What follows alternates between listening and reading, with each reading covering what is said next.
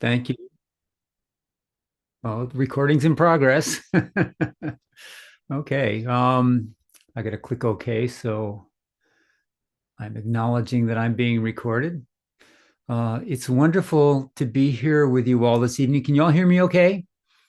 Sound is good? Okay, that's great. Glad to hear that. I've got a new microphone, and when I first set it up, I had some issues with it, but lately it's been working good. I have a slightly different configuration for this evening than I usually do. Um, but I'm very happy to be here with you this evening. I'll try to not go too long. I'm going to try to stay within about 25 minutes or so, so you'll have some time for our dharma sharing and anything else that might happen after that. So the topic that I want to talk about this evening, uh, the direction I want to go in is starting from the practice song, the island within. So there's a song, maybe some of you know it. Maybe I'll sing it for you. I was just going to recite it, but maybe I'll sing it. You're welcome to sing along. I won't hear you, but that's okay. Um, so breathing in, I go back to the island within myself. There are beautiful trees within the island. There are clear streams of water. There are birds, sunshine, and fresh air. Breathing out, I feel safe. I enjoy going back to my island. So that's the song. Breathing in, I go back to the island of myself. There are beautiful trees, birds, sunshine, fresh air, water, and it's a place of safety. I'm sure you've noticed that we're in a little bit of a crazy time in this country and maybe on the planet. Um, it's been challenging for me in a lot of ways, and it's hard not to feel a little overwhelmed and a little exposed and um, a little a little uncertain about what to do and how to react and where to be with all of the confusion that that's happening all around us. And so we need to have a place of safety and of refuge and of hope. And one of those places is the island that is within each and every one of us. I want to read a passage about the island from Thich Nhat Hanh's book Fear. Uh, I have found it very comforting and inspiring to go back to this book. And so this chapter is entitled "The Power of Mindfulness," and I'll just read a little bit. It says, "When the Buddha was very old, just before he died, he said, 'My dear friends, my dear disciples, don't take refuge in anything outside of you. In every one of us, there is a very safe island we can go to. Every time you go home to that island with mindful breathing, you create a space of relaxation, concentration, and insight. If you dwell on that island in yourself with your mindful breathing, you are safe. That is a place where you can take refuge whenever you feel fearful, uncertain, or confused.'" And then I just want to read one more part a little on the next page over. And it says that Tai says, the Buddha gave his teaching on the island of self when he was dying. He knew that many of his disciples would feel lost after he died. So he was trying to tell his disciples that they should not look for the teacher, that they should look for the teacher within rather than relying on the teacher outside. That the body of the teacher may disintegrate, but the teaching has already entered the student. If you go back to the island of yourself, you will see the teacher in you.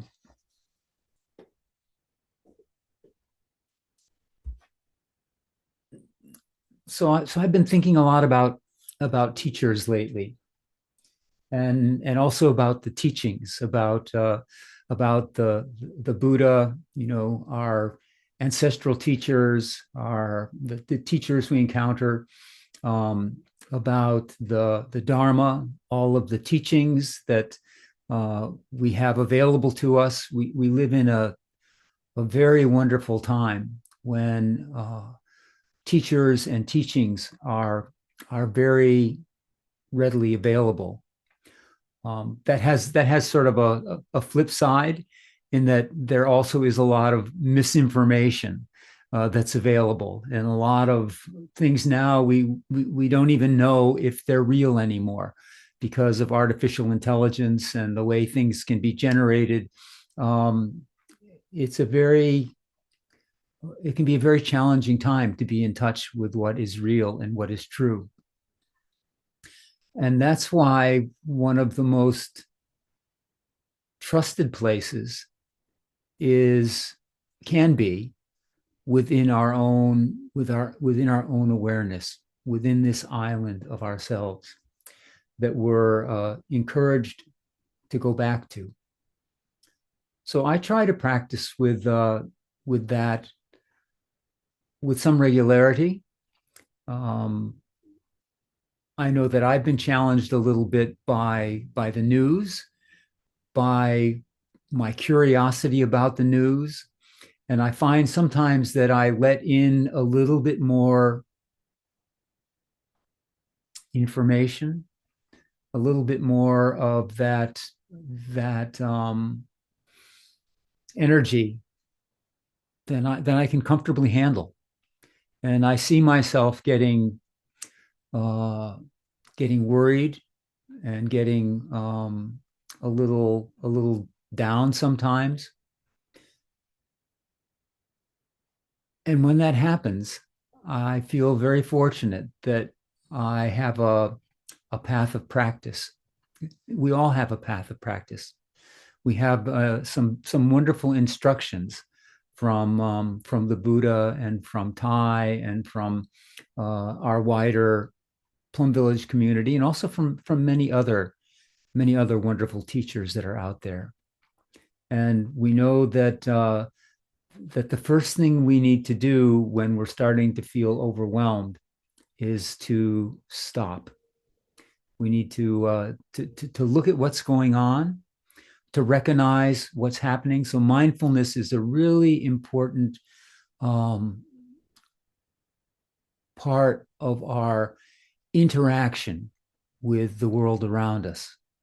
We can interact with the world around us in a way that just carries us away, that overwhelms us, that sucks up all of our energy, and replaces, brings a lot of fear into our awareness and into our bodies. We get tense. We start to worry a lot.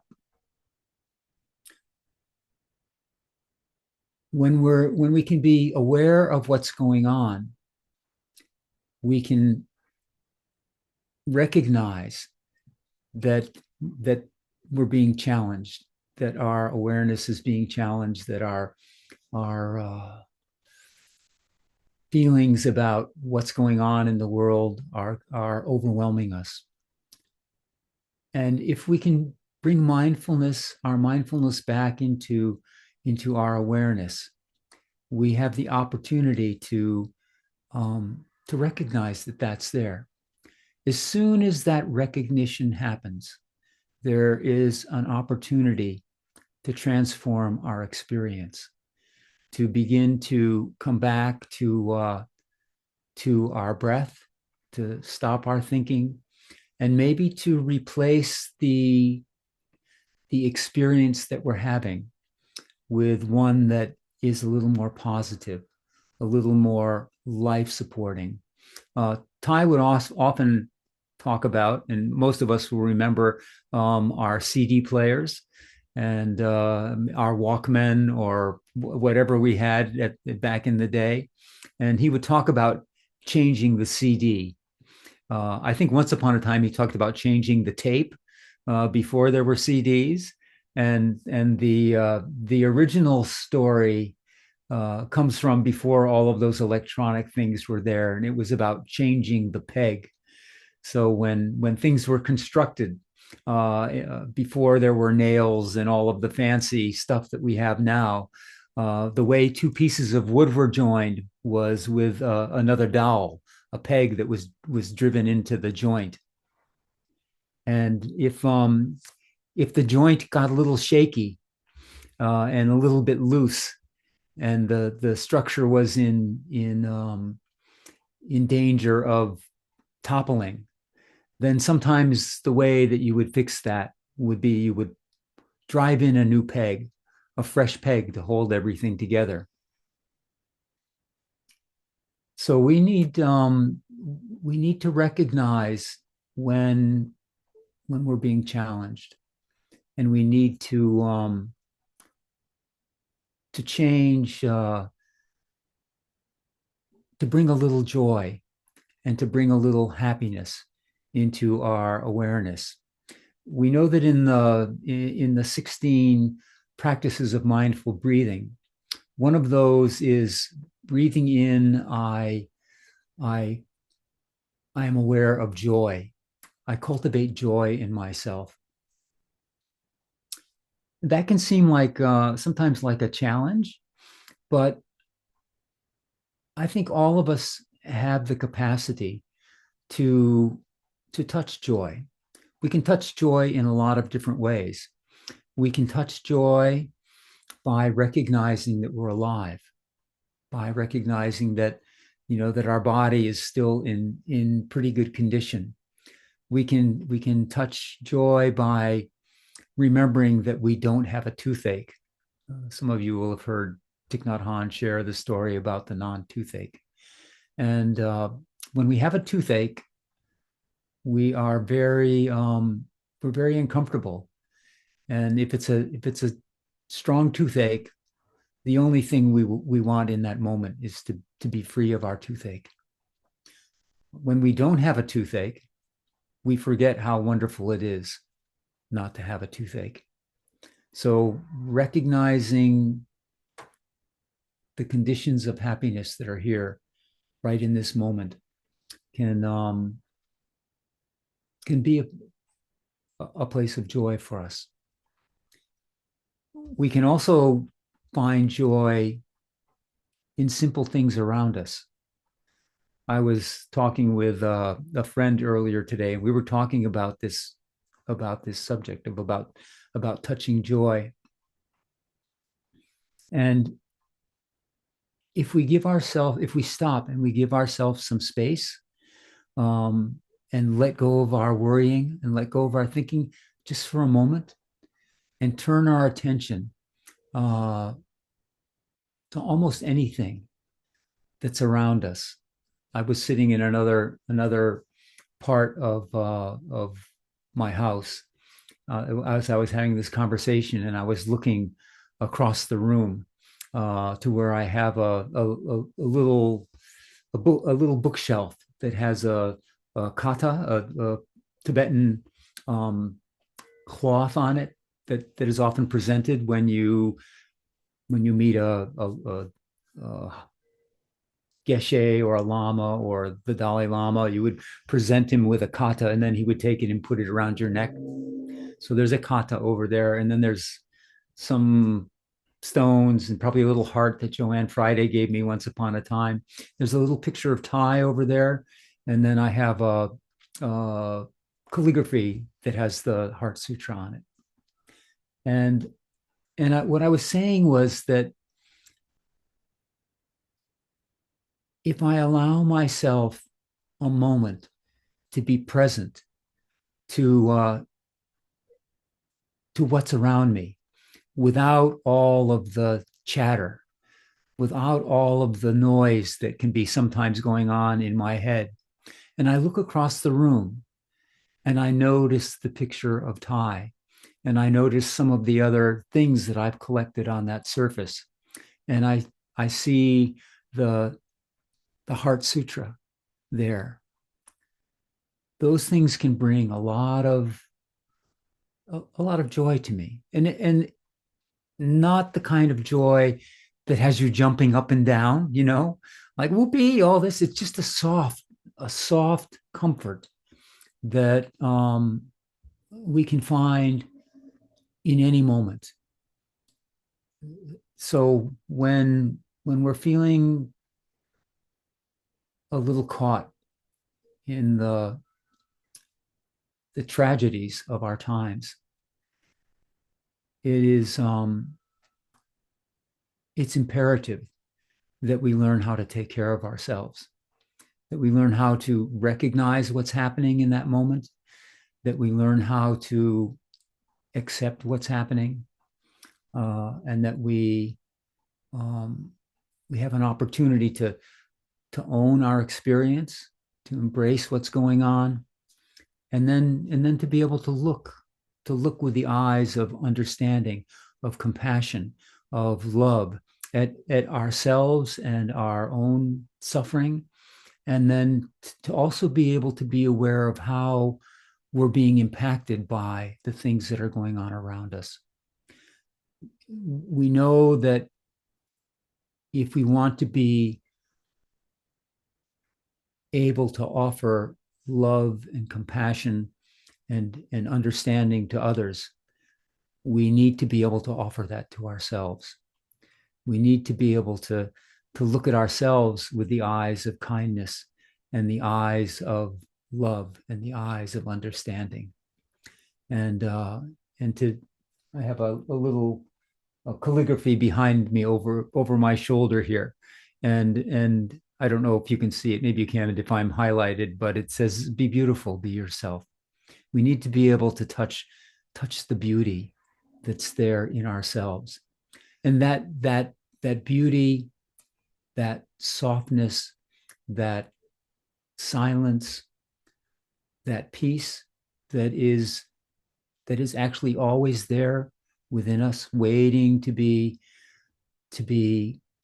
taken refuge in. That is part of that island of ourself, of our where it's safe.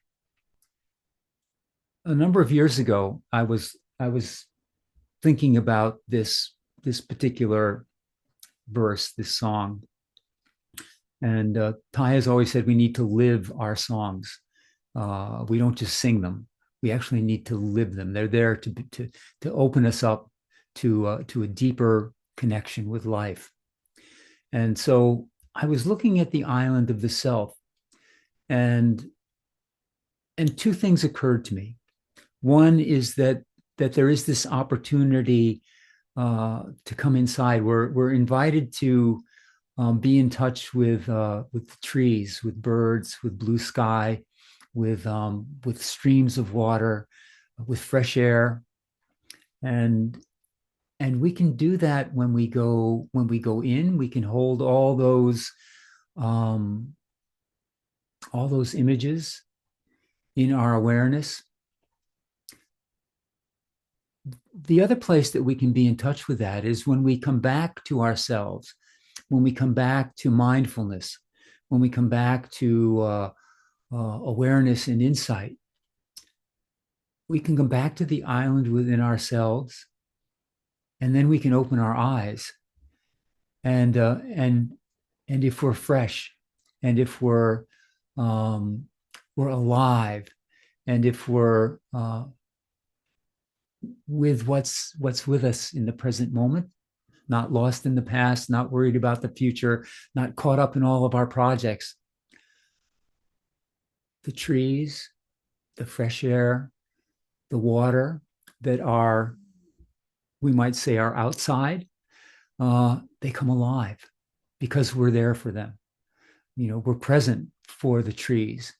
And whether those trees are trees that we're holding inside of us, or whether those are trees that are the trees that are across the yard, and standing there in the cold of winter, um, those trees become alive. And that safe island is inside of us. It's also outside of us. And that outside and the inside are not really very different, because we know that that everything that we experience, inside or outside, is happening in consciousness. Boy, there's so much more I wanted to say, but I also want to not keep going on too long. So actually, I have a couple more things to read. If I can figure out what to do with my glasses. Fortunately, I have extra glasses here, so when I can't find the ones that I was using 2 minutes ago, I just get out another pair. I want to read something from No Mud, No Lotus, which is sort of a compliment to what I've been talking about. And this is entitled The Art of Happiness. So Tai says that the essence of our practice can be described as transforming suffering into happiness. So when we suffer, when we're in a place of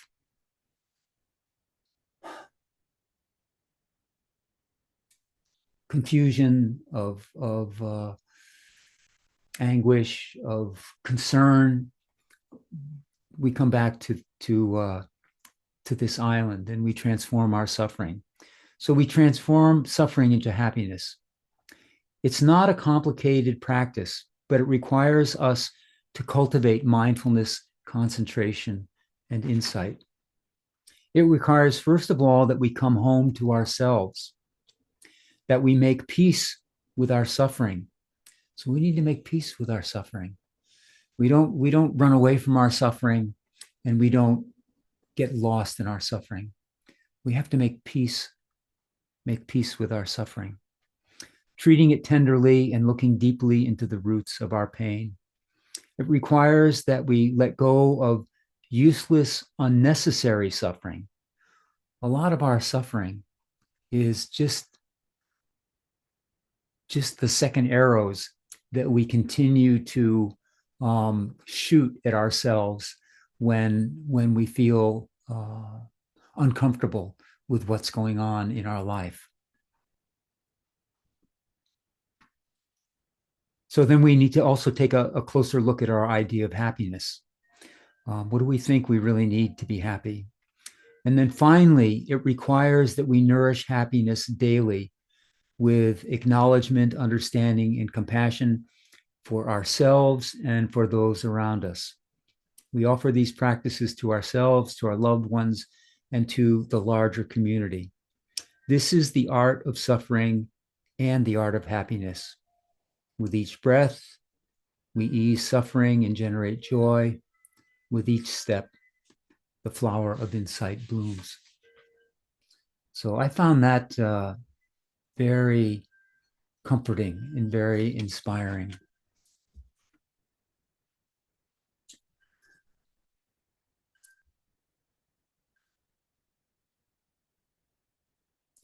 So one of the things that we often talk about is the raft and the other shore. We have the raft of the teachers. We have the raft of the Buddha, the Dharma, and the Sangha, and the raft is a useful tool to help us expand our understanding, to live more mindfully, more deeply, more beautifully. But we also know that we don't want to cling to the raft. We want to be totally free. and that means that that we that when we come back to ourselves, we also need to recognize that the deepest teacher that we have is our own understanding, our own compassion, our own love.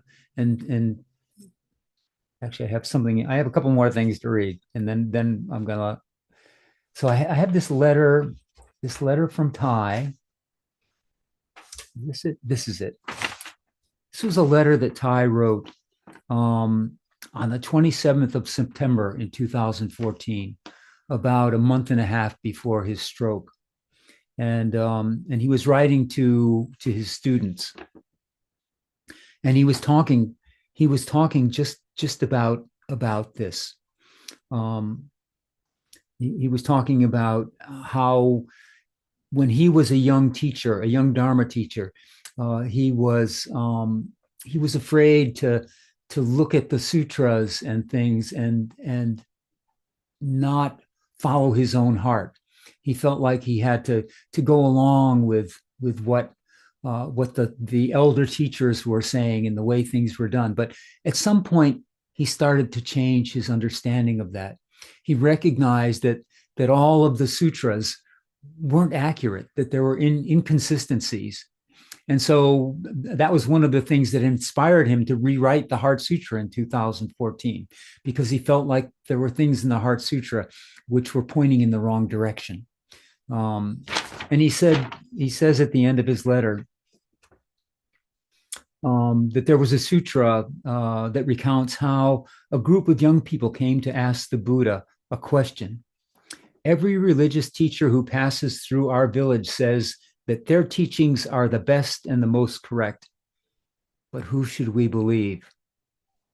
The Buddha replied, friends, do not believe anything, even if it is recorded in the sutras or is taught by a famous teacher. Whatever you hear, you should use your intelligence and critical mind to examine it carefully, and then put it into practice for yourself. If you apply it and you see that you are liberated from your suffering and your difficulties, you will see clearly that it is indeed the truth, and then you can believe in it. So he was saying that, well, you know what he was saying. He was saying that we need to find the truth for ourselves. The teachers are there to help us. The teachers are there to be the finger pointing at the moon. And I always like to say, when I think of myself as a teacher, I think of myself as the finger pointing at the moon. And and so yeah, you can take my finger and think that it's pointing at another finger, but the moon is what we want. We don't want this finger or the next finger. We want the moon, the shining light of understanding and love, to be alive in each and every one of us. Okay, I'm going to close with a poem. I had a lot more to say, but we'll save it for another time. And this is a poem from Wendell Berry. It's one that I hadn't heard before, but I think it speaks a lot about the world that's going on right now, and a little bit about the defiant mindfulness, creativity, and love that we need to bring to it. It's called Manifesto, the Mad Farmer Liberation Front. Love the quick profit, the annual raise, vacation with pay. Want more of everything ready-made. Be afraid to know your neighbors and to die. And you will have a window in your head. Not even your future will be a mystery anymore. Your mind will be a punch card and shut away in a little drawer. When they want you to buy something, they will call you. When they want you to die for profit, they will let you know. So, friends, every day do something that won't compute. Love the Lord, love the world, work for nothing. Take all that you have and be poor. Love someone who doesn't deserve it. Denounce the government and embrace the flag. Hope to live in that free republic for which it stands. Give your approval to all you cannot understand. Praise ignorance for what man has not encountered. For what man has not encountered, he is not destroyed. Ask the questions that have no answers. Invest in the millennium. Plant sequoias. Say that your main crop is the forest and that you did not plant, that you will not live to harvest. Say that the leaves are harvested when they have rotted into the mold. Call that prophecy, such returns. Put your faith in the 2 inches of humus that will build under trees every 1,000 years. Listen to carrion. Put your ear close and hear the faint chattering of the songs that are to come. Expect the end of the world. Laugh. Laughter is immeasurable. Be joyful, though you have considered all the facts. As soon as the generals and the politicos can predict the motion of your mind, lose it. Leave it as a sign to mark the false trail, the way you didn't go, like the fox who makes more tracks than necessary, some in the wrong direction. Practice resurrection. So I will end there. There's so much more to say, and then there's nothing to say because we already know it all, in our hearts, in our bodies, in our consciousness, that we can't put in a box, and we can't put a price tag on it, because it is the immeasurable mind of love.